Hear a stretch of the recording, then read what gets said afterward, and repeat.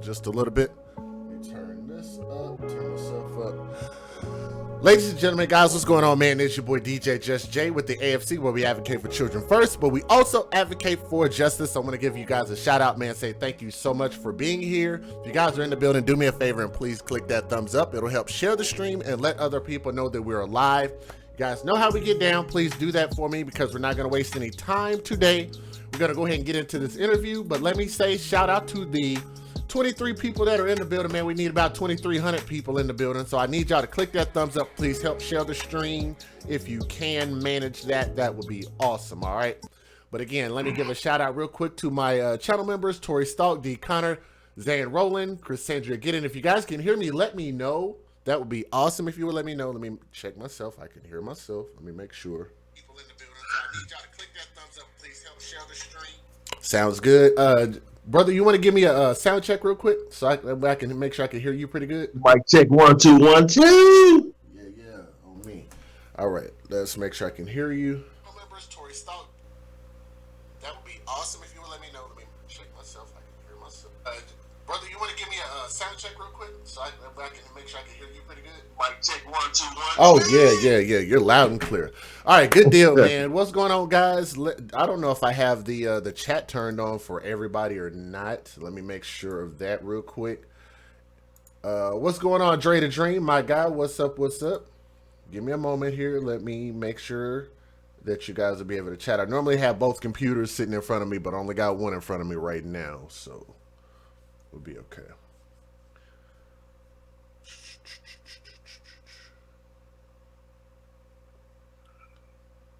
Come on. If not, I'm not going to worry about it. There we go. Come on.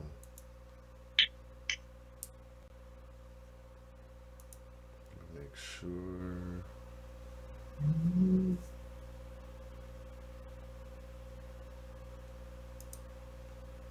Oh, nope. I surely did not. I only had it on for channel members. So now other people will be able to talk. So sorry about that, guys. Now, if anybody else is in the building, you will be able to talk. And how somebody already... Oh, my God. Which people... Somebody, man, look, I must have some people that really, really hate me. Like, they always flag these videos for review, which really sucks. But it's okay. I understand. People don't like me. You know, I got a big mouth on me. But I get it. Let me give a shout out to my brother. Guys, if you do not know, this is Jimmy Lawson. This is the best friend, a true advocate of justice for Julius Jones. Brother, you want to say what's up to the people? What's going on, my peeps, man? I appreciate you having me, DJ Just J, to help spread this message, man, and continue this amazing movement that we have going on for Julius Jones, man. Much appreciated. Yeah, absolutely. So this is where the show starts, guys. Again, this is Jimmy Lawson, and what we're here to do is we're here to kind of give you guys a little more information as we've kind of gone throughout time. When we first spoke about this story, there have been some things that have happened in the Julius Jones story, and we kind of want to update you guys, let you know where we are at this point. And also, I wanted to show you guys a couple of videos because, I like to show the videos to kind of let you guys get a full perspective as to these stories that we talk about. So what we have is we have a video of what's the guy's name? Mike. Mike Hunter. Okay. Mike Hunter is look, I'm gonna try to be nice. I'm gonna try to mind my mouth. But Mike Hunter said some things that I thought were a little bit inflammatory with regard to this case. Because like I say, I mean, anybody who has watched The Last Defense, and let me give a shout out to ABC and Viola Davis. If you guys have not seen The Last Defense, the Julius Jones story, what an amazing documentary. I can't thank her and ABC and anybody and everybody who had something to do with that. I can't thank them enough for putting that out there to be able to really, really give a full perspective about this story, because you can't fully understand unless you have kind of followed this story over time, because it's really, really deep. And just the amount of time that we spent on here today is not going to really do it much justice. But I will say this. I can truly, truly thank you as, not only a John Marshall alumni, my brother, you know what I'm saying? I grew up watching you, man, but to really, really signify what real friendship is. Can you kind of give the people an idea about the friendship between you and Julius Jones? Yeah, sure, man. So we again, we got to give credit where credit is due with ABC. It was by a miracle, really, man, that Julius Jones' case was chosen by her production company. There was a lot of death row cases across America. Why is that important? Because really, to narrow it down to two cases that ABC really felt comfortable about the person being truly innocent, that's important. So again, thank you for Viola Davis, all the production, ABC, for doing something like that. Because before I get into who me and Julius was, he spent 10 to 15 years not being able to tell his story, not having the public understand his side of this miscarriage of justice. So, he was in a dark place, man, really personally, because nobody wanted to hear his story. Appeals were getting shot down left and right. So when ABC approached us about doing this show on a story, that gave Julius like that jumper cable, a bolt of energy of, okay, here we go, man. This is my chance to tell my story. So me and Julius go way back, man. Oklahoma City, north side of Oklahoma City. We been rocking, man, since fifth, sixth grade. Played basketball together. My father was our basketball coach, man. My dad and himself was really close as well. So that was cool. Plus we stayed 4 houses down from each other, same neighborhood. That was cool too. So we worked our way through middle school and high school together. One thing that a lot of people didn't know before the show hit for Julius, that how smart and intelligent Julius was, coming out, man. He had a 3.9 GPA. What was special about that? At that particular time, back in the 90s, you didn't have a lot of student athletes who were both super good athletically and smart. So, Julius and myself were the first two African-American males to ever graduate in the top 10% of the class of John Marshall, of any class, right? Of any class. So when we came out, man, we were trying to change the game, if you will, man, from a society standpoint, African-American male standpoint, and just all across the board, man. So that's kind of how me and Julius met. We kind of branched off at college. He went to the University of Oklahoma on a full academic scholarship. Again, let me paint this picture, man. Yes. Back in the 90s, the only black students on OU campus was football and basketball players, right? So to get a guy to come in as an engineering major on a full academic scholarship, that was like Barack Obama. Right. Real stuff. That was like Barack Obama of his time, man. So I went to Grambling State University to play basketball, man. So we kind of split up for a little while, and then reconnected, man, around the summer of 1999. Yeah. Oh, that faithful summer, man. So first and foremost, I want people to understand that getting into OU is a big enough deal as it is for people who might not know. My mother and dad graduated from OU, so shout out Boomer Sooner. But you had to have at least a 24 ACT just to be able to get into OU, just to even make the baseline entrance into OU just to get qualified. So the fact that, and I could even speak on that behalf, because my grades weren't the greatest grades in the world. I ended up with a 3.4, which was, I could have did better, but nonetheless, for our culture and where we grew up in, it wasn't a high priority focus for a lot of kids, especially like for those who played sports. Like a lot of people kind of just skated through. So the fact that you had somebody who had the wherewithal, the upbringing, the grades to be able to show that he did care about his academics, I think speaks very high of his character. Yeah, one of the unique things about Julius and myself, we were like, let me backtrack. So the demographics for the normal kid from Northside Oklahoma City was a single family home or raised with a grandma and grandpa. Very rarely did you have kids who had both a mom and dad in the household. So me and Julius was blessed to have that. We both had our moms and dads in the household. But on top of that, we both had fathers who were visionaries, man, that were impactful about how education could put us in a position to be successful in our lives. That was the difference. So we bought into that mantra and we challenged each other, me and Julius, man. So, we were taking pre-AP classes and stuff like that. So it was a kind of a unique deal because we were always not the only two blacks, but we were always the only ones that were athletes in these upper type classes. So we were with the nerds, quote unquote. So that was pretty cool, man. But at the same token, we also understood that this could be a moment to help change the dynamic, for future generations coming behind us. Right. Absolutely. So we go from this to this summertime because he was supposed to be going back to OU, right? Because you have your little summer break or whatever the case is, right? So far, so good? Right. Okay. Yep. So, one of the things, because even I can attest to this, is like when you come home on summer break from college or whatever, you tend to reconnect with friends and stuff like that, or people or whatever the case is. And this is kind of really where this story took just the worst turn it could possibly take. And Julius ends up in a situation where a number of people are pointing the finger at him for something that he actually did not do, which is how we are where we are now.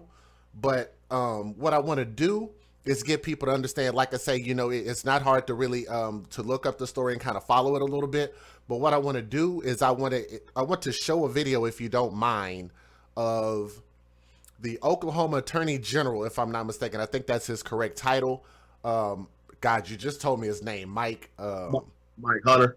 Mike Hunter had some things to say about this case, because what we're looking to do right now is we're looking to continue our advocacy to get him out of jail, to get him off of this death sentence, and to commute his clemency. Did I say that correctly? That's correct. So you also have a collective of people, I'll say, that are pushing in the opposite direction. Okay, so what I'm going to do is I'm going to try to illustrate both sides. I'm going to try to show a little bit of this video, if you don't mind. I think we already spoke about this. I'm going to show this for a moment. But let me give the fair usage before I use this so nobody flags this video. And then I'll go ahead and let you guys hear what Mike Hunter had to say about this case, which is polar opposite of our perspective. So let me go ahead and give the fair use. Federal law allows citizens to reproduce, distribute, or exhibit portions of copyrighted motion pictures, videotapes, or video discs under certain circumstances without the authorization of the copyright holder. This is called fair use and is allowed for purposes of criticism, news reporting, teaching, and parody, which doesn't infringe of copyright under 17 U.S.C. 107. All right, I'm going to re-add your picture on here so that way I don't have you completely cover it up here. So, there we go. All right, let's take a listen at this video. Uh-oh, that's not the video. Hold on. There we go. Federal law allows citizens... That is not the video. There's the video. Okay, here we go. Sorry about that. A little technical difficulty. And again, if you guys are listening, we are live right now. Please click that thumbs up. Please help share this stream. If you would, please click that thumbs up. Thank you. Here we go.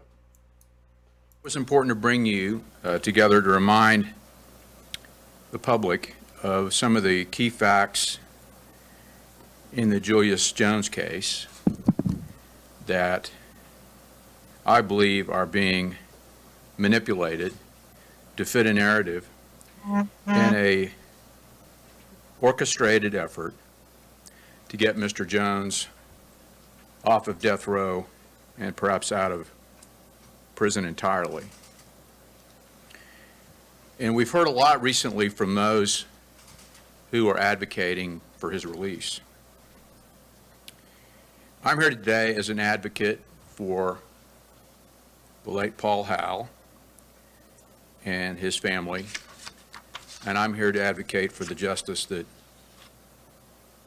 our legal system owes them. They are the victims in this case, make no mistake about it, and the pain of their loss is revisited with each misguided public appeal on Mr. Jones' behalf. There are a lot of facts, and I won't cover all of them for you. Most of them should be in the packet that you've been provided. But let's deal with the first and most important fact. Julius Jones murdered Paul Howell in cold blood in front of his sister and daughters. No celebrity imploration or profusion of misinformation will change that. The information that we're releasing today is from the trial transcript, and it disproves every claim that he is innocent. I strongly encourage those calling for his commutation to read the compelling evidence in this document. Julius Jones had his day in court numerous times. I'll begin with reminding everyone the story around the infamous red bandana. His attorneys complained was never tested. It was tested in 2018. The conclusive results of the DNA profile show the probability of the DNA belonging to someone other than Jones is 1 in 110 million. Moreover, this bandana was tested for his accomplice, Chris Jordan's DNA. Chris Jordan's DNA was not found on that bandana. During the investigation, officers found the murder weapon wrapped in that red bandana and hidden in the attic space above the ceiling of the closet of Jones' room. And hidden behind the cover of the doorbell chime in his parents' home, officers discovered a loaded .25 caliber magazine belonging to the gun that they found. Both the bullet that killed Mr. Howell and a bullet recovered from Mr. Howell's Suburban were fired by the gun found in the attic. Something else that the public needs to take note of. Subsequent to Mr. Howell's murder, Jones pled guilty to robbery with a firearm and unlawful possession of a firearm. This offense arose out of the armed carjacking of a vehicle outside a Hideaway restaurant the week before Howell's murder. The stolen vehicle was recovered from a Norman apartment complex where Jones lived. After Jones and his friend were arrested for Howell's murder, the key to the stolen Mercedes was found in the cutlass shared by Jones and his accomplice. In other brushes with the law, Jones attempted to elude a police officer, was arrested while driving another stolen car in which he had a loaded gun. He robbed a jewelry store at gunpoint, committed another carjacking at the same hideaway during the same week, and fought with a detention officer. Alleged juror bias. The racial bias claim by a juror was thoroughly explored and investigated. Previously, during the trial, a juror reported that she heard a provocative comment, not a racial comment, but a provocative comment by a juror.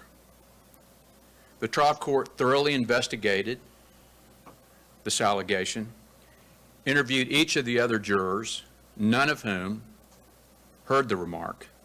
Moreover, the juror indicated that they had only heard part of the remark, and that juror was not even sure that there was a reference made to Julius Jones. And I'm going to stop this real quick and let you guys know we're just taking mental notes right now of everything that's being said. I'm not going to go crazy right now, but there's a lot of stuff being said that we're going to rebuttal here momentarily. So don't mistake that. But it's only a few more minutes left of this. But like I say, we want to hear one side and then we'll go to the other side. Is that okay with you, brother Jimmy?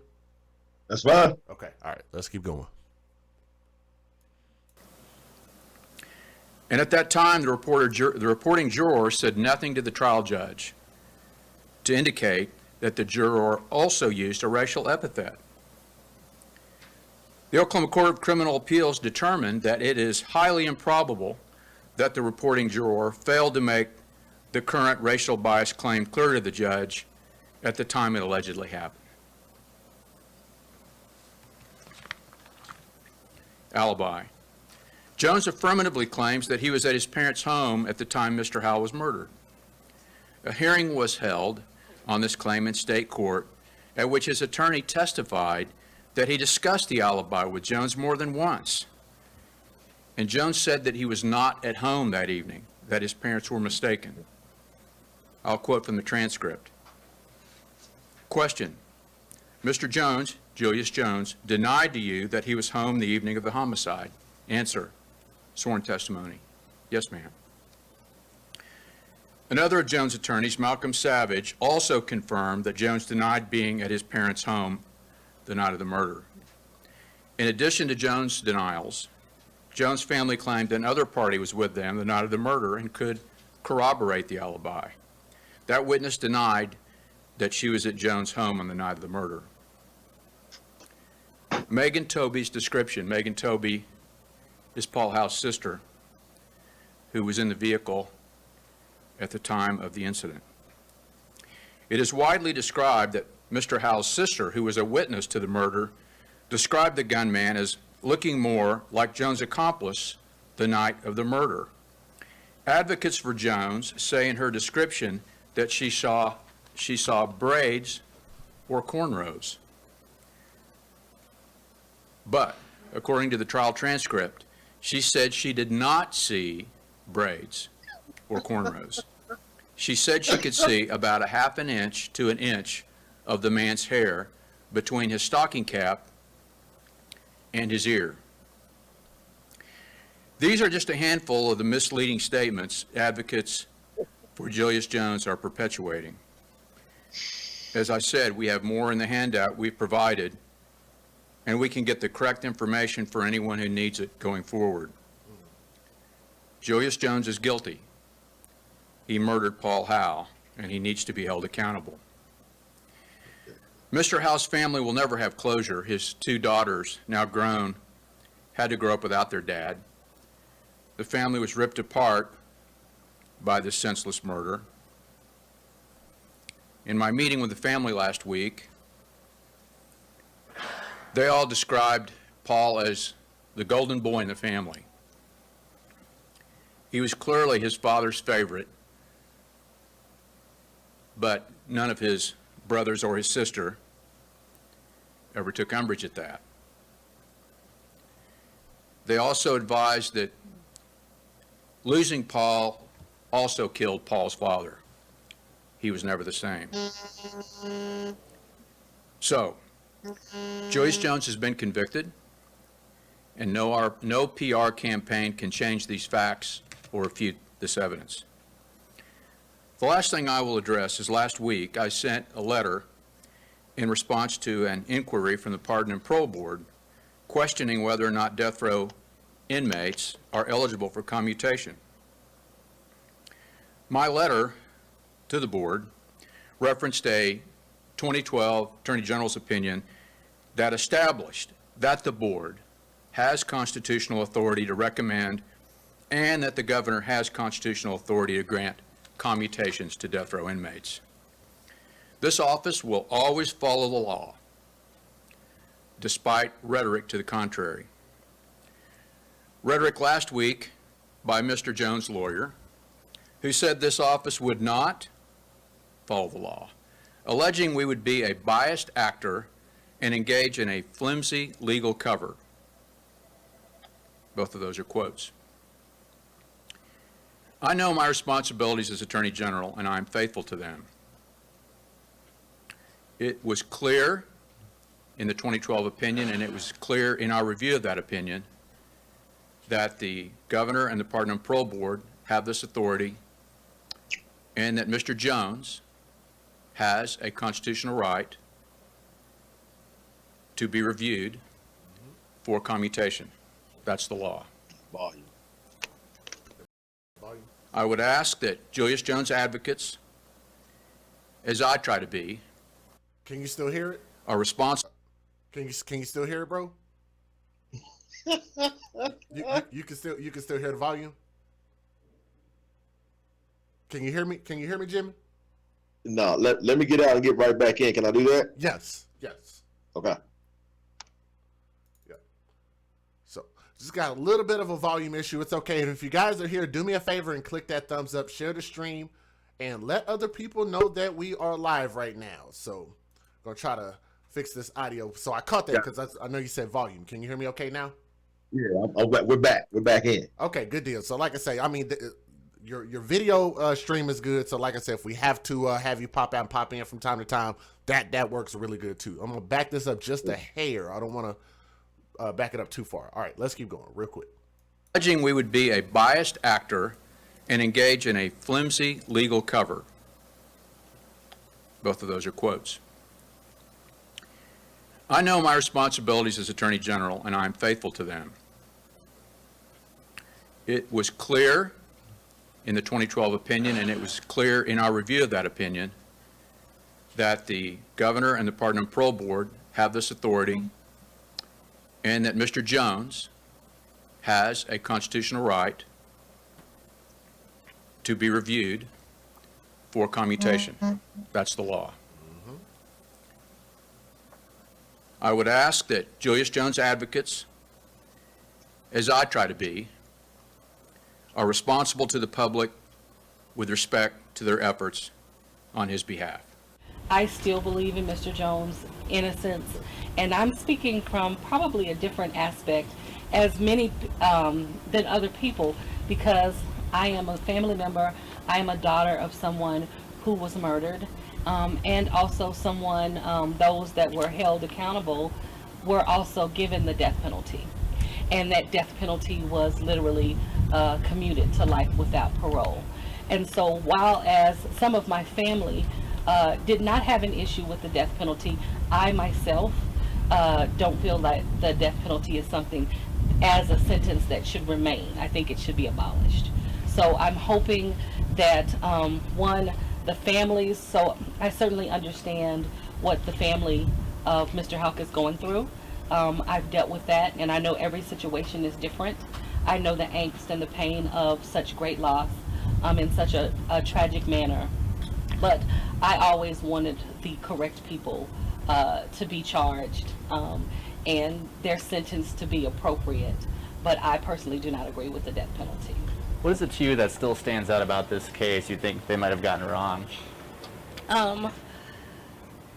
You know, I don't know. I think now, really, it seems like we're beginning to argue semantics. And this is someone who's also having to deal with the emotional pull, because it's very triggering when you are also a family member of a victim, which means you're a victim yourself of a crime, especially that has taken your loved one.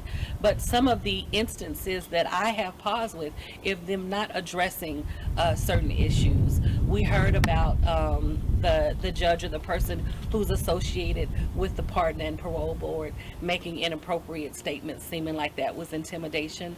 That was not addressed today. understanding that there were some inconsistencies even at the trial that haven't really been highlighted. And so those are my personal concerns, and I think the concerns of the general public as well, those that are advocating for justice for Julius, as well as just wanting the judicial process to remain a system of justice, which a lot of times it seems like it's a system of injustice that we're presented with. I know you weren't surprised, but did you hope that given all the recent attention from celebrities, athletes, that they would lean in a little bit of a different direction? Of course we did. And I am hoping that the family will still continue to push for justice on behalf of Mr. Jones. I know that I am committed to continuing to do that. I am very appreciative, as well as I know the family has expressed their appreciation for the nationwide and the international support that they've received. So I'm just saying that we're going to continue to pursue it. Still stay on the list of demands from Black Lives Matter OKC? It will certainly still stay on that list of demands. All right, let's go ahead and swap this back over so that way you can see me. There we go. Boom.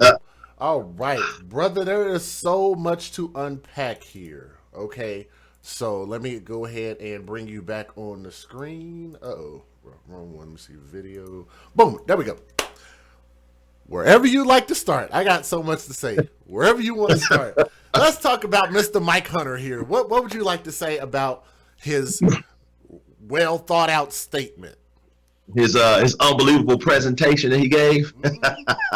Hey, let me first and foremost, man, start right here, because we as advocates, we as family, friends, and concerned individuals about justice, I've got to start here because I want to paint this picture about what this system looks like. So normally your state attorney general never really picks a side when it comes to the commutation and or clemency.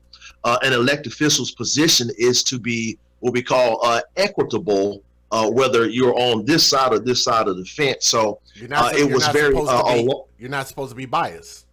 There you go. So it was very alarming that right off the bat, he told us exactly what his presentation was going to be, right? So right off the back, he says, I'm here to represent the Howell family. Well, I'm like, oh, so normally that is not the case. So the first 5 seconds of the presentation, I knew right off the bat, oh, here we go. Here we go. Let's buckle the seatbelt. Let's see what this guy has to say. So let me approach number 2. So that's number 1. Number 2 is that some of the allegations that he tried to build about Julius's character was 100% false. I'm gonna say it again for the viewers.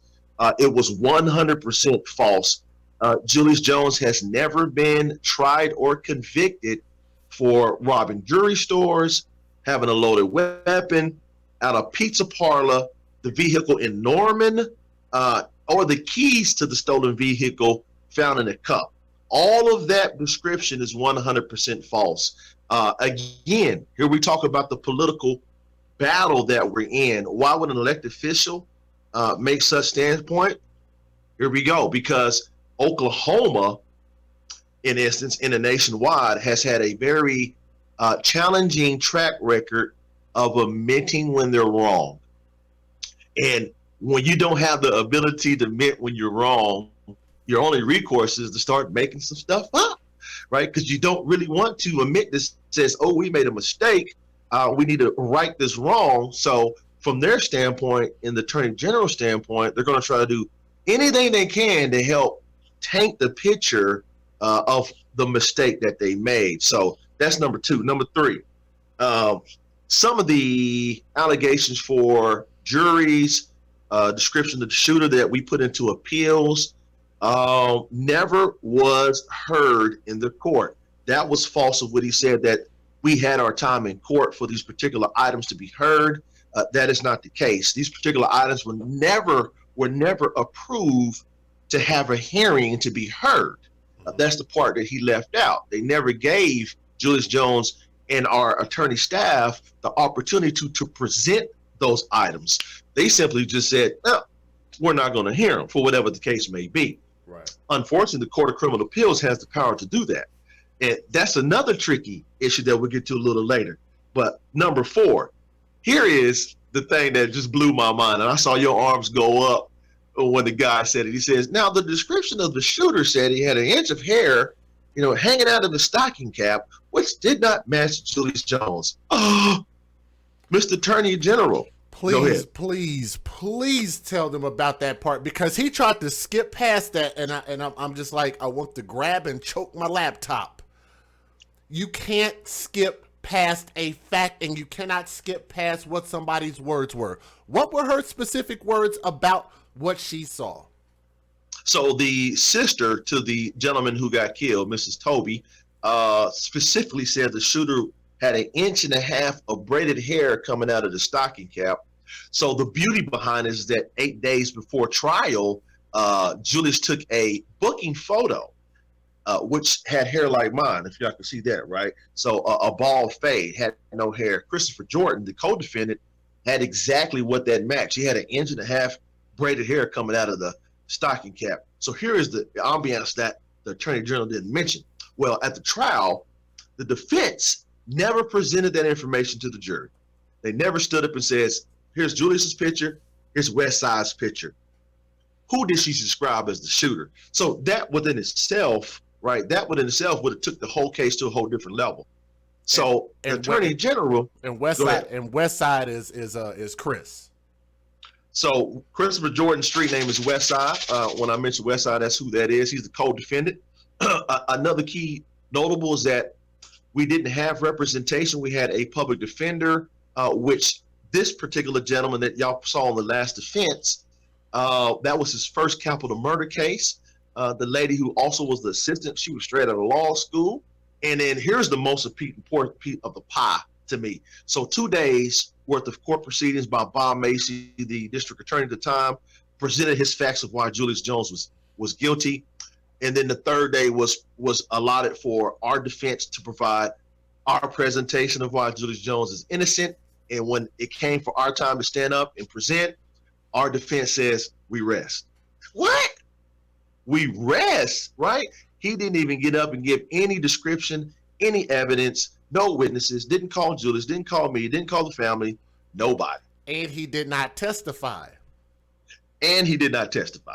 See, so even though my memory is not that great, because, I'm over here dealing with some early amnesia, but nonetheless, I do remember that. And here's the crazy part. If you are fighting for your life, why would somebody ask you not to speak? Like, that doesn't make any sense. Like, I'm like, if I'm going to take the fall for something, I'm going to give my account of it. Like, it's just naturally, like people should understand how glaring that is, that you didn't say anything in your defense at all. We were totally blown away. If you have ever been in an environment where you see a balloon that's blown up, you blow a balloon up and you let it go without tying it up and let the air out, and it has that sensation. We felt that in the court, like, hold on. So you're just going to sit there and say nothing and don't call anybody? And on top of that, you're not going to call the man who they're saying that he's guilty, that he has a chance to say why he's innocent, Julius Jones himself? We were flabbergasted at the system. That was my first time in my adulthood that I saw something wrong in our system. And then on top of that, I saw a system that was going to try to convict a man by any means necessary. Yeah, and we can even go through the history and a little bit. Let's talk about Bob Macy, because I never remember his name, but I know his face. His face is one of those unforgettable faces. I'm going to tell you guys this for people who might not be familiar with the history of Oklahoma. It's considered to be the melting pot and all of that good stuff, but Oklahoma has a little bit of a dark history when it comes to racial things, right?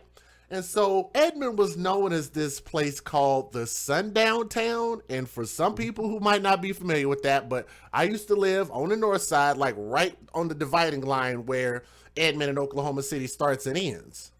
And I knew even growing up that there were, like, at certain points, matter of fact, I could even tell you this.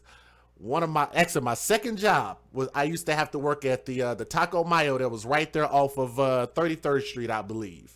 Yeah. And I remember my dad telling me, don't be hanging out there after you get off of work. When you get off of work, you come straight back home. And I used to be like, well, what's the big deal? Like, you know what I'm saying? Like, I know a few people out here and stuff like that.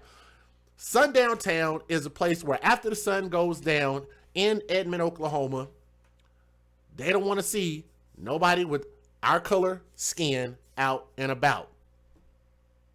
You want to kind of do you want to elaborate about that, or am I just making some stuff up? Yeah, absolutely. You're 100% correct, man. The demographics of Edmond back in the time in the 90s when this case took place was around 90% white and 10% black. Probably not even 10% black. I'm probably giving too much credit. Probably 5% black at the time, 5% Hispanic. So sundown means that when that sun goes down, hey, African Americans don't be caught in Edmond for whatever reason. So they'll pull you over for no reason, check what you're going out. Me and Julius, we used to, do our partying thing and all that good stuff. So we got stopped multiple times in Edmond in my truck for no apparent reason. He'll pull us over, talk to us, license, registration, check it out, go on about a business. But he would do it consistently, or these officers would do it consistently. I wasn't the only African American that had that particular experience with Edmond police in that area. So you're right, man. So the demographics is different now. So, it's weird when I talk to Julius about, what Edmond looks like now compared to what was 21 years ago. It's changed. It's more diverse now, of course, but that was one of the dynamics that Bob Macy was playing upon. Oh, you have a white guy in Edmond killed by a black gentleman. And in my jurisdiction, that just doesn't happen, right? So that was his mantra. And on top of that, let me give the stats to the people because this is important. Yes. So he had 54 death row convictions during his tenure in the 90s, and 28 of the 54 up until today has been overturned. The convictions have been overturned. Can you say that a little bit slower? Can you maybe even break that down into layman's terms for the new people out there that might not understand the gravity of what you just said? Yeah, so he convicted 54 people that he thought it was guilty, and then after review of their case, 28 of them were found to be innocent. Right, that shows a high percentage of non-integrity, prosecutorial misconduct, and then all the stuff that goes into what you're not supposed to do when you represent the law. So he was representing everything against the law to get convictions. And that's not the way our system was designed to be set up. It was to have somebody that was maybe of a particular crime to prove without a reasonable doubt, that particular person is guilty. So Bob Macy was just convicting people left and right. You're probably thinking like, wow, 54, how does that happen? Right? That is the system, right? You've got a lot of different people connected within the prosecutorial community that was pushing this agenda of Bob Macy. So let me say this, because you said the number was 28 that were overturned, right?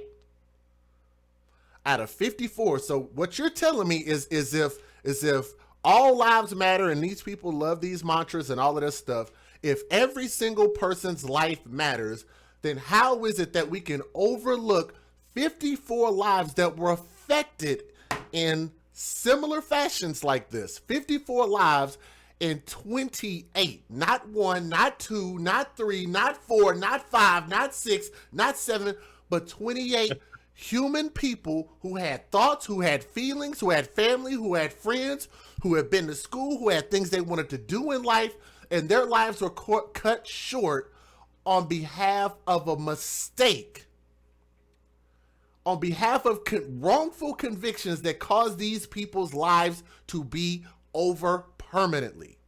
Is that the gravity of what we're looking at? What's even more scary about that is when we compound that amongst all the cities. That's just Oklahoma City. When you add in all the cities across the nation, think about how many thousands of people's lives that have been disrupted by this judicial system of this cat and mouse game of we're just going to convict, and if y'all can figure it out later, then kudos to you, but we're not going to do it. So think about the thousands of lives, and unfortunately, a large percentage of those lives are African American. particularly in Oklahoma County, around 60% of all cases are black, right? Which is crazy for those who don't know Oklahoma City. Oklahoma City is only 14% black. Mm-hmm. And you're saying that 60% of our cases are black cases? So that mantra of social justice, criminal justice reform, it goes all across the board, man, all across America. Yeah. Okay. So, like I said, I don't want to go too much in on Bob Macy, even though I really want to. I just don't want to spend too much time there. Right. So, but just to really get people to understand that it seems to be a very particular motivation in order to not only get a conviction, which also helps people who are on the prosecution side, because they do depend on those quote unquote numbers to make sure that they are rated really high, have those high conviction rates and things like that. And I gotta say, whenever you have something that is motivated by a number, whether it be financial, whether it be a percentage that makes you look better, as opposed to actually just a right and wrong thing, then I believe that there are going to be certain perversions of people's choices and decisions, in my personal opinion. I just think that when you have those persuasions at your feet, I just think that a lot of people might kowtow to that, especially if they don't have their heart in the right place. But let's go ahead and move on from that point. So they also was talking about how not only the hair, because that's a huge thing, because that also shows that she was describing a different individual and not Julius, not our brother Julius. Okay, so then this whole thing of where am I trying to go with this? With his defense, this was their first, this was their first case, right? That you were saying, what I call public pretenders, which is the reason I started calling them public pretenders. And I actually had some public defenders email me, and they were pretty pissed off about me saying that from other states. They're like, hey, we work hard and this and that. I'm not saying that y'all don't work hard. I'm not saying that you guys aren't doing the best with what you have. But what I am saying is that when we're talking about people's life and death decisions, these type of things really have to be represented properly. And if they're represented improperly, then you just cost somebody their life really for no reason, just because you lack knowledge, you lack skill, or you lack intestinal fortitude, whatever it is. But like I said, I mean, the fact that this case actually caused me to start calling them public pretenders, because I believe that people need private counsel. And I think that's another very, very important thing. The one detail a lot of people don't know about Julius's case is that we had a phenomenal attorney. We had a phenomenal counsel. 2 months before trial starts, he has a heart attack and dies. So this particular gentleman. Hold on. I did not know that. I'm sorry. I didn't mean to cut you off. I did not know that. Can you say that again? Yeah. So this guy, Mr. Albert, was probably either one of the top 2 capital punishment attorneys in Oklahoma. Was a phenomenal track record, man. We were very comfortable with the idea of his presentation and what he was going to provide. So we were ready to rock and roll. So 2 months before trial starts, he has a heart attack and dies. So now we're in the position of, what do we do now? We spend all this money on counsel. He's gone away. And who do we get? So the state of Oklahoma side was rushing now. They knew that he passed away. So they were like, oh, instead of having a trial 8 months from now, let's have it next month. So that's what they did. They sped up the time, set a date. Now we were forced to get a public defender. And then voila, the public defender we get was his first capital punishment case. And then the second counsel on that, she was straight out of law school. Now let me give some credit to co-counsel, Ms. Robin Bruno. She's been absolutely phenomenal. She's still practicing law, very successful. If we had someone like her now, back then, right, it'd be a total different ball game. But it's nothing to her. I mean, she's straight out of law school. She didn't choose the case. They kind of gave it to her. Plus, she being co-counsel, she didn't have a lot of authoritative power to navigate through the case. Of course, that goes with the first person that's on the case, which was David McKenzie. So he didn't have a lot of experience at all, being the first case he had. So we were as we say, we had our hands tied. So, that's kind of what happened on that ordeal. I did not. Wow, you just told me something I didn't even know. And matter of fact, I'm not even sure that was even in the documentary or not. But It's not. I think that's because that piece of information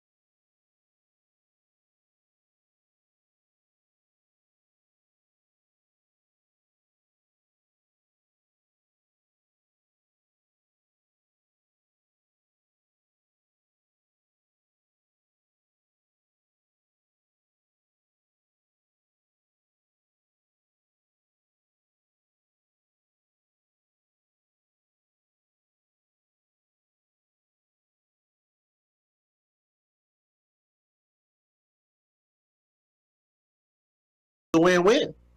right. I agree with you. Let me go ahead and do this. There was a an advocacy video on behalf, and like I said, I got to shout those people out again. I can't shout out everybody, but ABC, Viola Davis. My memory's bad, but I did start to remember her name.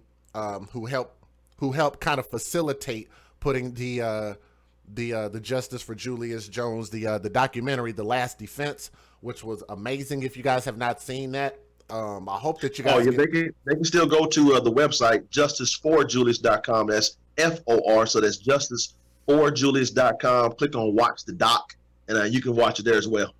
Thank you, because I didn't know, because I just thought that once they showed it, like, okay, I didn't know if you had access to it again. So now we know that. So also want to thank people like Kim Kardashian. I want to thank also people like Common. Also want to thank people like the NBA players like Blake Griffin, Trey Young, Russell Westbrook. I can't name everybody. I want to thank the Jones family as well. Do you mind if I show that video real quick of just a number of different people speaking about Sure. Justice for Julius, if you don't mind? Yeah. Okay, give me just a moment here. I'm going to bring that video back up. We've already done the fair use, so I don't have to repeat that again. Give me a moment. And if you guys are watching us live, again, if I can remind you guys, please click that thumbs up and share this stream. And then we're gonna let my brother Jimmy Lawson give his final thoughts about this right after this video. So here we go. An innocent man can be executed by the state of Oklahoma. But we have the power to save him. Remember the name Julius Jones.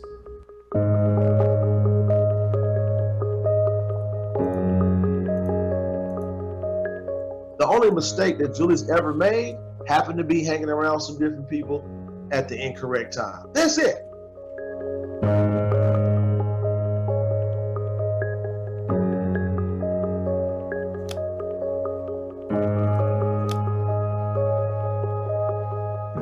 Paul Scott Howe was killed in his parents' driveway.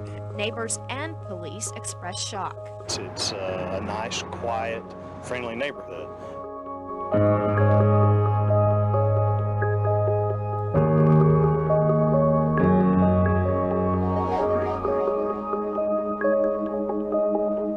Julius was getting ready to go back, and it just seemed like everything was falling in place. I just can't explain it. It's kind of like you're happy, everything's going well, and then this happened, and it seems like a dream or a nightmare, and you can't wake up because it's reality. Our neighborhood at the time was more Caucasian than blacks. When they tell me they're looking for somebody on my block, I'm thinking it's a white person. So when the county sheriff told me, we're looking for Mr. Jones, I'm like, Julius Jones? He's like, yes, sir. I'm like, no way. No way. No way you're looking for my best friend for capital murder? No way.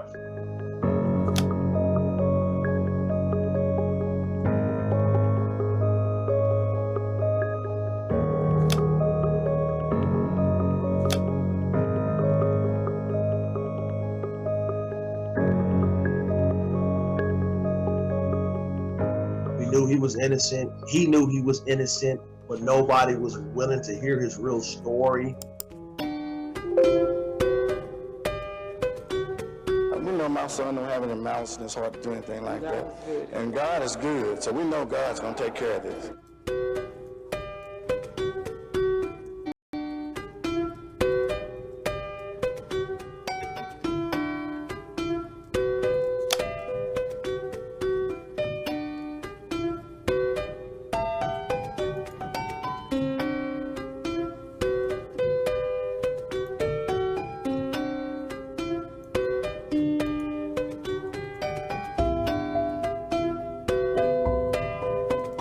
I don't think a lot of people understand when defendants don't have resources, there are appointed attorney who is probably overworked, and in my case, and didn't know what they were, really doing, and they were overwhelmed.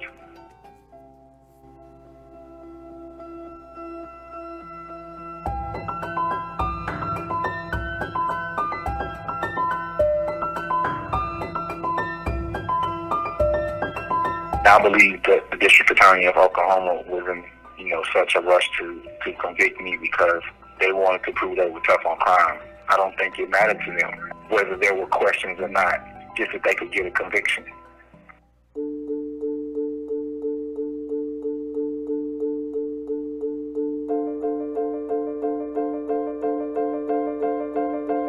Remember this name, Julius Jones. Julius has been on death row in Oklahoma for over 20 years, despite overwhelming evidence that he's innocent. We have the power to save Julius. We're calling on Governor Kevin Stitt and Oklahoma's Pardon and Parole Board to show mercy and correct this injustice by commuting Julius's death sentence. Remember Rodney Reed? He was just days away from being executed when the court suspended his death sentence under pressure from the public. Rodney was an innocent man and would have been executed if you hadn't stepped in. Now we have a chance to do it again with Julius Jones.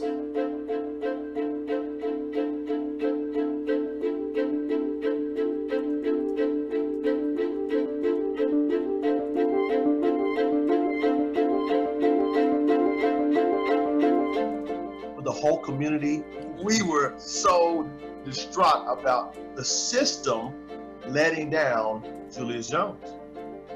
It's not just really all about Julius, but it's about our society and the things that need to be changed. I could clearly see how unbalanced our system has been and how unfairly it's treating me. And there are others who are dealing with the same thing. At the same time, I know I can't lose focus and I can't lose hope.